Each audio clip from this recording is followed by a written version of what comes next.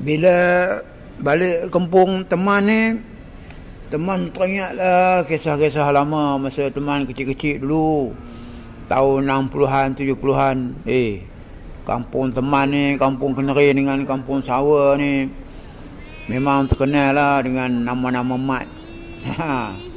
Jadi sekarang ni, biarlah Ayub bagi kenang kembali nama-nama mat ni. Ada yang masih ada lagi, ada yang dah meninggal dunia. Mereka ni semua nama-nama mat di kampung teman ni semua baik-baik belaka. Terkenanglah nama-nama demo ni. Yang paling teman teringat sekali mak Jepun. Mak Jepun ni dia mungkin dia rendah-rendah sikit, pendek-pendek kan. Jadi muka pun macam Cina-Cina sikit. Jadi demo gelar dia ni mak Jepun. Jiran rumah teman lah, baik dia ni. Dulu selalu dia sebut nama teman ni On. Nama Anwarnya dia panggil On. Mak Reli. Mak Reli ni pun jiran juga, selalu teman duk pinjam jala. Pinjam jala ikan.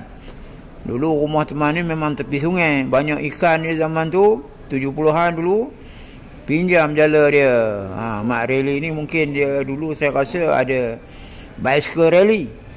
Dulu kalau ada bicycle rally ni memang orang yang kaya jugalah kalau ada bicycle rally ni. Mak Juri ni teman masa sekolah rendah. Mak Juri ni kuat bertumbuk ni. Dengan Mak Potek. Mak Potek panah. Dulu sekali mereka ni masa kecil-kecil dulu, kita kecil-kecil dulu suka bertumbuk. Ni Mak Potek ni, dia arwah dah Mak Potek.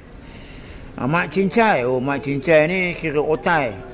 Otai dia tukang besi. Dia buat pisau, dia buat parang. Ni dalam 70-an ni. Ni Mak Cincai ni. Mak Tiong ni mungkin ada lagi lah ni. Ni pun selalu duk usik-usik dia lah ni. Mak Tiong ni ketua kampung Kenerin rasanya. Mak Kangkung.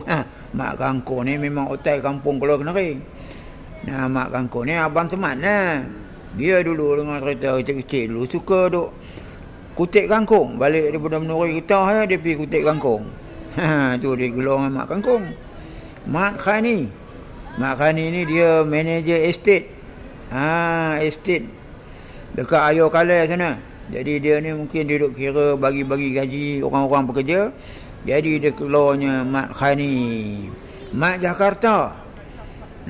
Ni Mak Jakarta ni. Ni buat arwah jugalah. Mungkin dia dulu daripada Jakarta agaknya. Jadi digelarkannya Mak Jakarta. Mak Kaha ni dia jiran saya juga ni. Masa saya kecil-kecil dulu balik daripada sekolah, banyak sembang dia. Dia banyak bagi motivasi ni Mak Kaha ni. Ni Mak Ribut. Mak Ribut ni teman kawan juga ni. Teman masa sekolah rendah dulu, Mak Ribut. Mak Desa. Mak Desa ni kira dia duduk di Kampung Merah rasanya. Mak Desa ni kacak orangnya ni Mak Desa. Mak Cedek. Mak Cedek ni pun orang kampung saya juga. Ni salah seorang dia mat. Itulah sebahagian daripada nama-nama mat di kampung teman ni. Banyak kenangan-kenangan dengan demo-demo ni. Semoga arwah-arwah mereka ni berada bersama orang-orang yang beriman. Amin.